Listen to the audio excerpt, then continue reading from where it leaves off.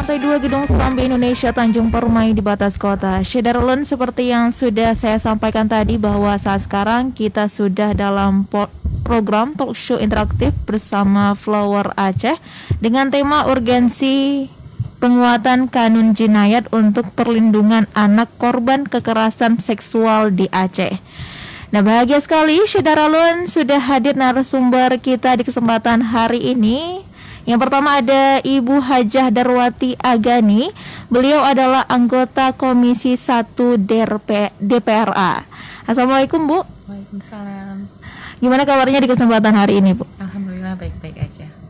Semoga di kesempatan hari ini kita bisa memberikan informasi yang sangat bermanfaat kepada Syederulun, dan terima kasih Bu sudah hadir di studio Serambi FM. Dan yang kedua, Syederulun, ada Ibu Arabiani SHMH. Beliau merupakan advokat dan juga anggota dari komunitas Rekan.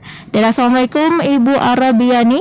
Waalaikumsalam warahmatullahi wabarakatuh. Makfira, selamat sore. Sore, gimana kabarnya Bu di kesempatan hari ini? Dingin, mendung. Semoga penjelasan nanti pembahasan yang kita bahas tidak dingin, Bu, ya. Tetap hangat lah. Dan terima kasih Bu sudah hadir di studio Serambi FM di kesempatan hari ini, dan semoga kita bisa memberikan informasi yang sangat bermanfaat untuk Syederulun. Dan yang ketiga ada Bapak Firdaus Nyaidin. Beliau merupakan komisioner KPPA Aceh. Dan assalamualaikum Bapak.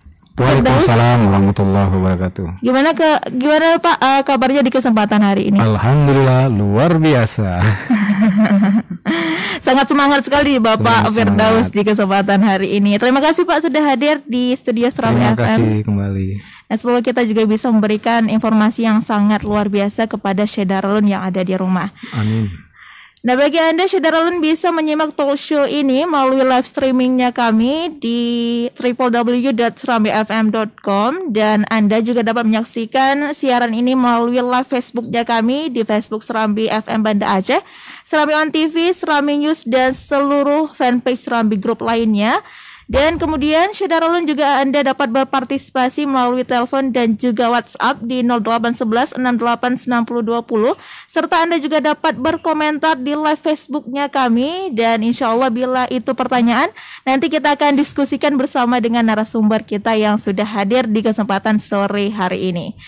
Nah, Syederulun, tema kita hari ini adalah urgensi penguatan kanun jinayat untuk perlindungan anak korban kekerasan seksual di Aceh. Nah, tentunya Syederulun, penguatan kanun jinayat ini sendiri perlu dilakukan karena hal ini sangat penting untuk menimbulkan efek jera bagi pelaku. Penguatan kanun jinayat ini sendiri juga didasarkan dari Undang-Undang Perlindungan Anak. Dan apakah sudah cukup menimbulkan efek jera bagi pelaku, dan tentunya juga apakah sudah cukup puas bagi keluarga yang menerima kekerasan ini sendiri. Dan kesempatan hari ini senang sekali tentunya kita membahas tema ini, dan tentunya semoga apa yang menjadi hal dari Syederulun di rumah dapat terjawab tentunya di kesempatan hari ini dengan hadirnya narasumber kita di kesempatan sore hari ini. Dan nantinya kita juga akan menanyakan bagaimana pandangan dan pendapat dari narasumber kita yang masing-masing ini adalah Syederulun adalah ahli di bidangnya. Nah, tentunya Syederulun, untuk mengawali perbincangan kita di kesempatan hari ini, mungkin saya ke Bapak Firdaus Nyaidin terlebih dahulu, yang dimana beliau adalah komisioner KPP Aceh, di mana beliau konsen ya Pak di bagian pengawasan dan perlindungan anak gitu ya Pak. Iya. Nah, terlebih dahulu mungkin Pak bisa dijelaskan bagaimana pengertian dari kekerasan seksual itu sendiri, dan juga kenapa nih tema urgensi penguatan kanun jinayat untuk perlindungan anak korban kekerasan seksual di Aceh perlu kita bahas di kesempatan sore hari ini. Silakan Pak. Iya, baik. Assalamualaikum warahmatullahi wabarakatuh. Salawat dan salam kepada Rasulullah SAW.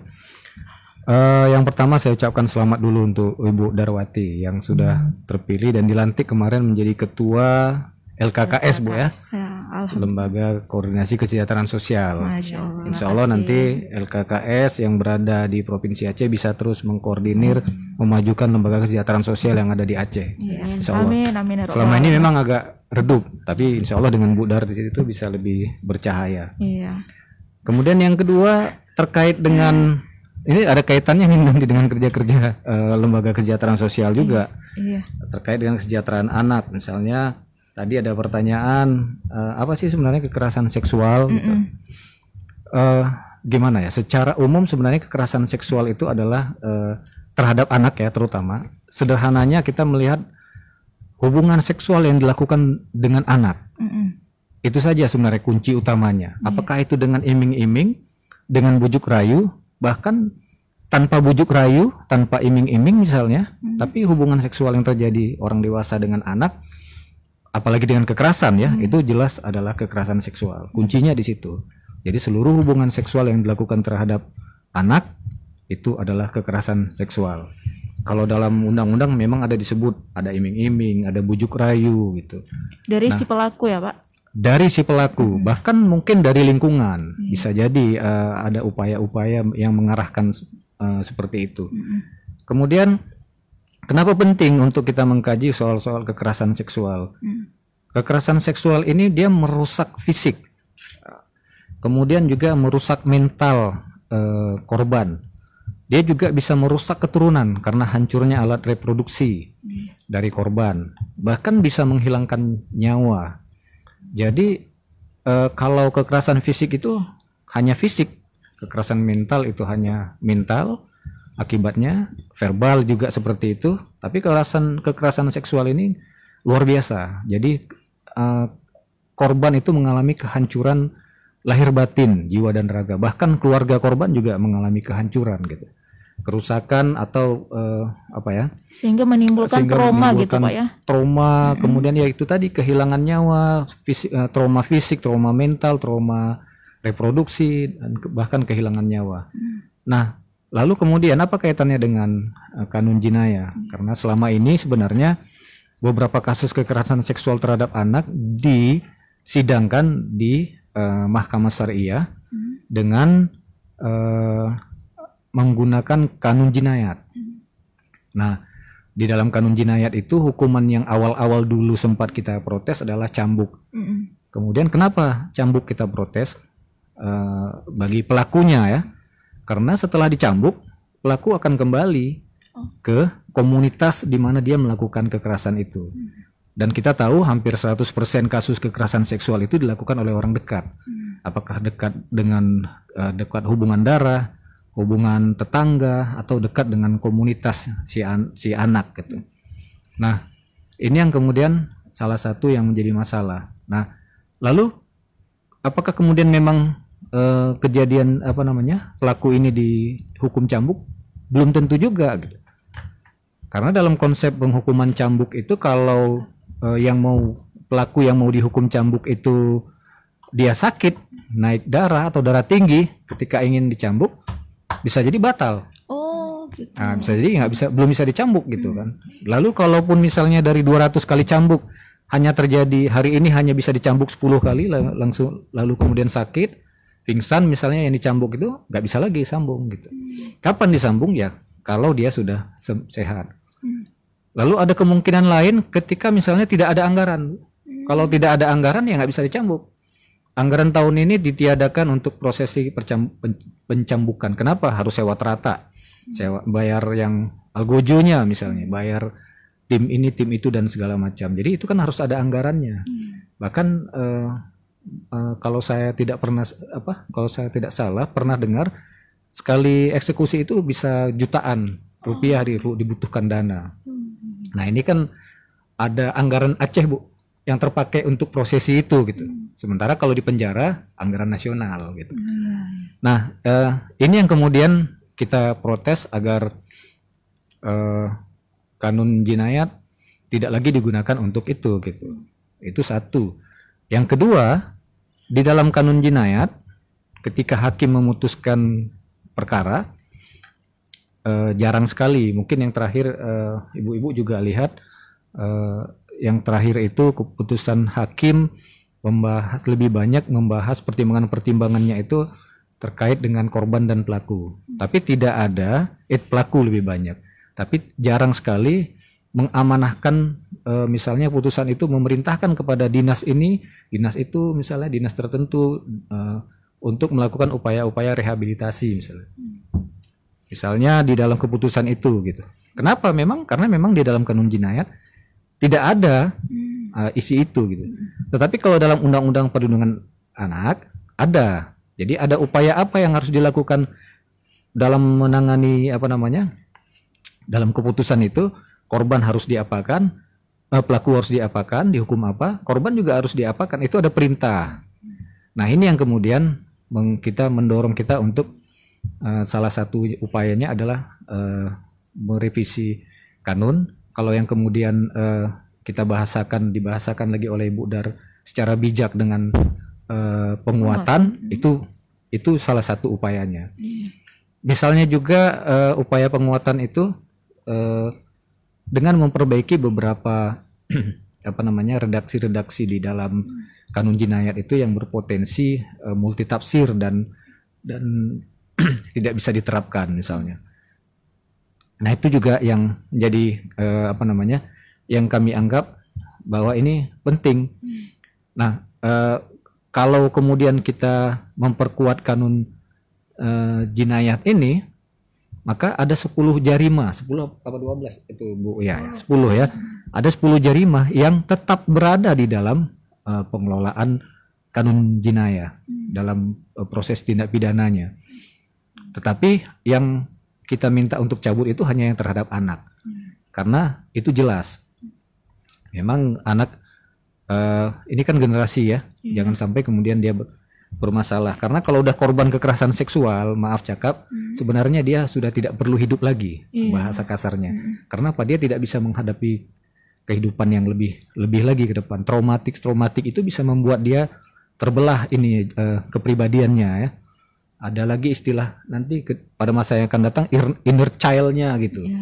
Jadi ada gangguan-gangguan mental pada masa yang akan datang. Nah, kita berharap dengan dia ditangani melalui pengadilan negeri, kemudian pengadilan negeri memutuskan keputusan yang sudah terbiasa mereka lakukan, lalu kemudian ada upaya-upaya lanjutan yang dilakukan oleh lintas sektor. Tapi kalau dengan kanun jinayat itu tidak ada. Kira-kira itu dulu yang bisa saya sampaikan di awal. Iya. Tentunya Saudara Lun, luar biasa sekali tadi pemaparan dari Bapak Firdaus mengenai kenapa penguatan ini sangat penting gitu Pak ya. Dan selanjutnya saya ke Ibu Arabiani. Tentunya ini Bu sudah juga dijelaskan oleh Bapak Firdaus, tapi saya ingin mengetahui lebih jauh nih bagaimana pendapat Ibu sendiri terkait kebijakan hukum penanganan kekerasan seksual di Aceh. Ya, terkait dengan hukum yang menangani kekerasan seksual terhadap anak ya khususnya ya di Aceh ya. Ya memang kalau kita bicara Aceh kan masih bagian dari Indonesia ya. Dan kita di Indonesia itu sendiri di tingkat state kita punya Undang-Undang Perlindungan Anak. Jadi Undang-Undang Perlindungan Anak ini sebagai sebuah produk hukum, dia sudah dilengkapi dengan hukum formil namanya SPPA. SPPA itu Sistem Peradilan Pidana Anak. Jadi kita ada pasangannya nih, ada Undang-Undang Perlindungan Anak, ada Sistem Peradilan Pidana Anak. Jadi hukum acaranya itu SPPA, hukum materialnya itu Undang-Undang Perlindungan Anak. Nah, kalau kita ke Aceh, di Aceh itu khusus untuk kekerasan seksual terhadap anak, hukum materialnya kita pakai kanun jinayah. Nah, karena dia tidak lengkap, meminjamlah SPPA tadi itu. Jadi kanun jinayah itu hukum acaranya itu belum sempurna. Saya nggak tahu ada atau nggak sih? Ada ya? Ada ya. Ada. Duluan lahir kanun hukum acaranya malah. Oh, duluan lahir hukum acara daripada hukum materialnya ya. Iya. Nah, itu juga Jadi kita karena kekerasan seksual terhadap anaknya tidak lengkap diatur dalam hukum acara kanun jinayat, meminjamlah SPPA. Nah ini kan sebetulnya salah satu indikator kenapa kanun jinayat itu harus dikuatkan, karena memang dia dari segi satu faktor ini saja sudah kelihatan di mana titik lemah dari kanun jinayat. Nah, daripada kita capek-capek misalnya mengadopsi undang-undang perlindungan anak yang sudah sangat komprehensif tadi. Jadi kan kalau bicara undang-undang perlindungan anak itu kita bicara satu mekanisme yang sudah sangat rigid, lengkap, detail. Jadi undang-undang perlindungan anak itu juklak-juknisnya tuh udah lengkap. Sedangkan kalau bicara kanun jinayat belum. Gitu. Nah, bicara tentang pasangan dari SPPA dan Undang-Undang Perlindungan Anak, ini contohnya misalnya ya, dia ada standar tertentu yang memang harus diterapkan untuk aparat penegak hukumnya.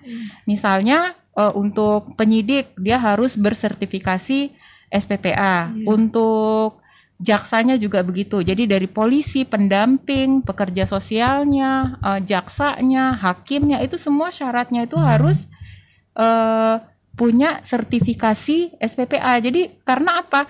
Karena bicara tentang anak ini bicara makhluk hidup yang sangat unik, khas sekali. Jadi nggak main-main sama anak itu. Itu kenapa di Indonesia kita punya paket.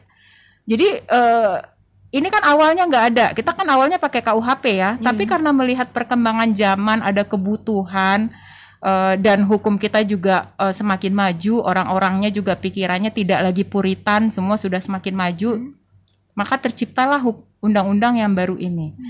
Nah, kalau ini diterapkan di Aceh, Aceh ini kan Mahkamah Syariah ya, Mahkamah Syariah ini kan hampir mirip dengan peradilan agama pada umumnya di Indonesia, di mana hakimnya itu tidak terbiasa dengan kasus-kasus pidana umum.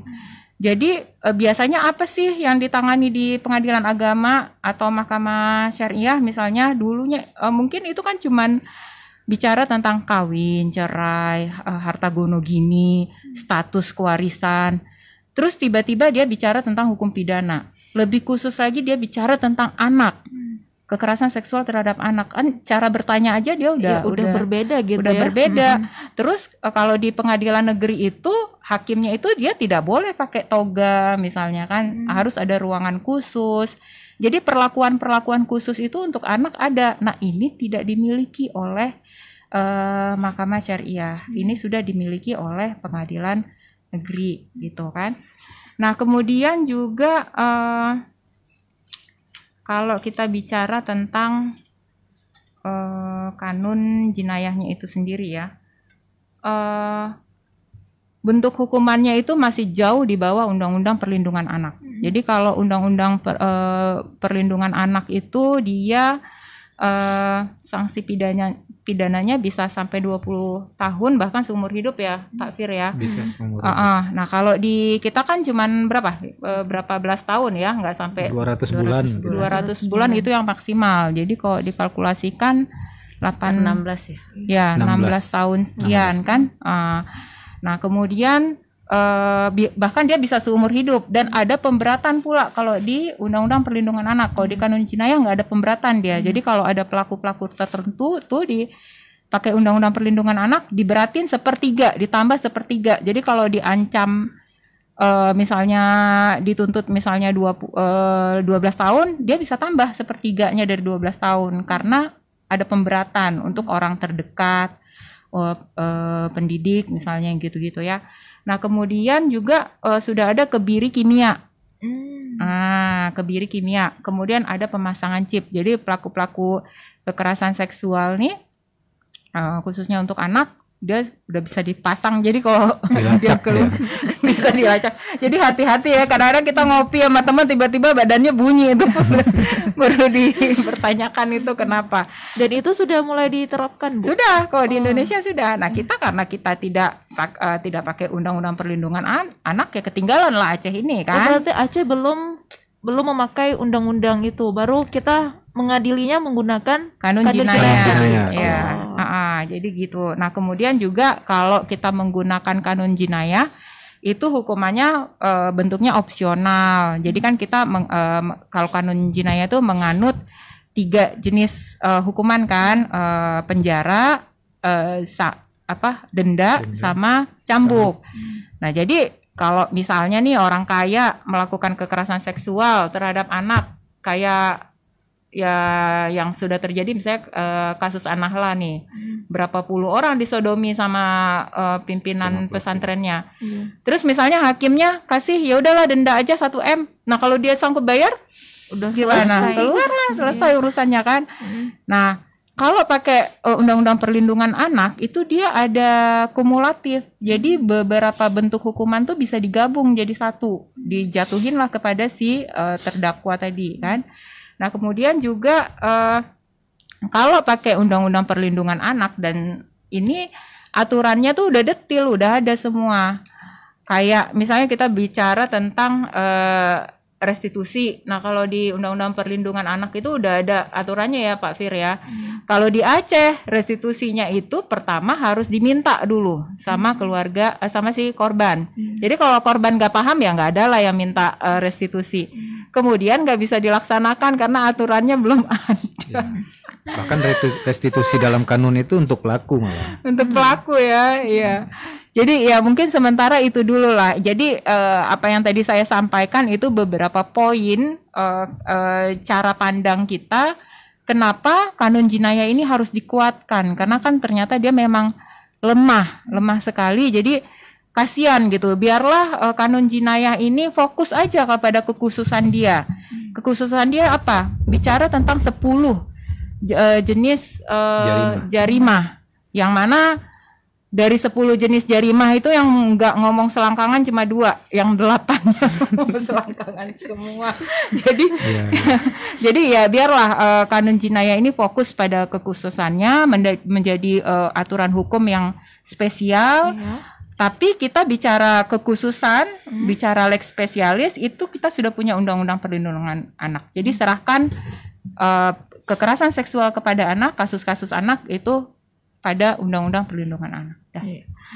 Nah, baik saudara, itulah pemaparan dari Ibu Arabiani mengenai kekerasan seksual dan juga hukum-hukumnya tadi, dan tentunya menarik sekali pembahasan kita. Dan mungkin sekarang saya ke Ibu Darwati, tentunya sebagai DPRA nih Bu. Bagaimana peran DPRA sendiri dalam mengupayakan agar rakyat Aceh tidak terlibat dalam kasus kekerasan seksual terutama pada anak?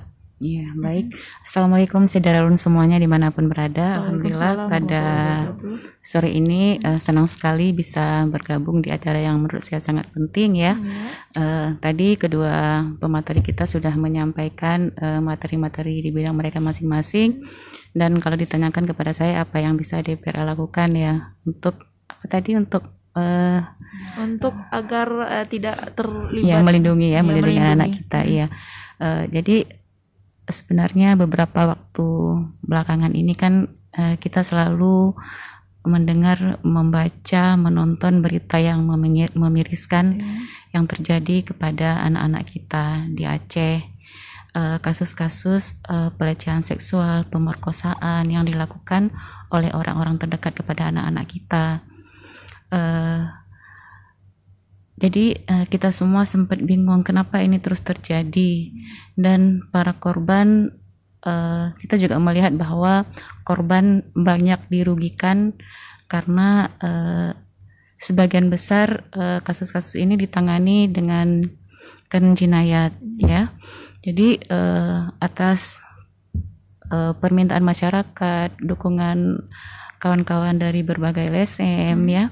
Jadi mereka beberapa waktu yang lalu itu ke DPRA Komisi 1 beraudiensi dengan kami menyampaikan permasalahan-permasalahan tersebut. Jadi menanggapi hal itu DPR Aceh tentu memanggil berbagai pihak terkait, DP3A, aparat penegak hukum dan lain sebagainya untuk menindaklanjuti permasalahan ini. beberapa kali kita duduk bersama, tapi masih belum ada titik temu. Dan yang menjadi leading sektornya adalah Dinas Pemberdayaan Perempuan dan Perlindungan Anak Aceh. Nah, setelah kita cari tahu, nah ternyata alasannya karena tidak ada dana untuk kegiatan ini. Kan yang namanya juga kegiatan di Aceh nggak bisa serta-merta kapan kita mau langsung ada dananya, semua juga harus dianggarkan dengan tepat ya. Jadi atas dasar itu, desakan kawan-kawan juga yang menjadi permasalahan adalah karena ada 2 pasal di kanun jinayah yang sering disalah tafsirkan mungkin oleh aparat penegak hukum kita. Nah, kenapa kita bilang masih salah tafsir antara para penegak hukum? Misalnya pada saat di pengadilan Mahkamah Syariah di tingkat pengadilan pertamanya, misalnya ini kita kasih contoh beberapa waktu yang lalu di Pengadilan Negeri Janto, pelaku divonis dengan hukuman yang tinggi 200 bulan, tapi pada saat banding di Mahkamah Syariah malah dibebaskan dengan alasan yang menurut kita tidak masuk akal. Nah, tadi juga Arabiano sudah menyampaikan bahwa aparat penegak hukum yang menangani kasus kekerasan terhadap anak juga tidak punya sertifikat ya. Jadi kan menjadi masalah juga. Jadi oleh karena itu beberapa waktu yang lalu kami di Komisi 1 DPR Aceh sedang melakukan rapat untuk pengusulan rancangan kanun prioritas di tahun 2022. Nah, karena setiap komisi itu hanya bisa mengusulkan satu kanun karena ketersediaan anggarannya segitu.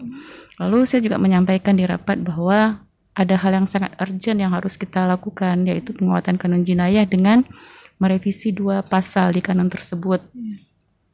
Jadi saya disarankan untuk mengusulkan atas usul inisiatif anggota DPRA minimal diusulkan oleh 7 anggota DPRA. Jadi dalam waktu sehari saya gerilya nih ceritanya menghubungi semua anggota DPRA, tapi kebanyakan anggota DPR-nya itu nggak di Banda Aceh ya. Jadi terkumpul 13 orang, 13 tanda tangan. Mereka dengan senang hati bahkan menyampaikan, Bu Dar nih harus banyak nih, cuma karena waktunya singkat 13 orang akhirnya menandatangani. Tapi nggak masalah, sudah melebihi batas yang dijatakan itu 7 orang ya. Alhamdulillah. Dan ini terus kita kawal, dan kemarin saat sidang paripurna juga saya sampaikan di sidang paripurna bahwa mohon dukungannya seluruh pimpinan DPRA, seluruh kawan-kawan semuanya, juga ada unsur Forkopimda untuk mendukung kami agar revisi kanun jinayah itu bisa dibahas di dalam prolega prioritas tahun 2022 nanti. Jadi saya berharap juga teman-teman media terus menyuarakan ini ya, agar keinginan kita untuk melindungi anak-anak Aceh itu bisa tercapai secepatnya. Mungkin itu. Nah, tentunya perlu sekali penguatan ini karena melihat kasus saja di 2021 ini sudah tinggi dari sekali. Januari hingga Oktober sudah banyak kasus yang terjadi gitu ya. Nah, tentunya Syahdaralun jangan kemana-mana, kami akan rehat sejenak dan tentunya kami akan kembali setelah pesan-pesan berikut ini.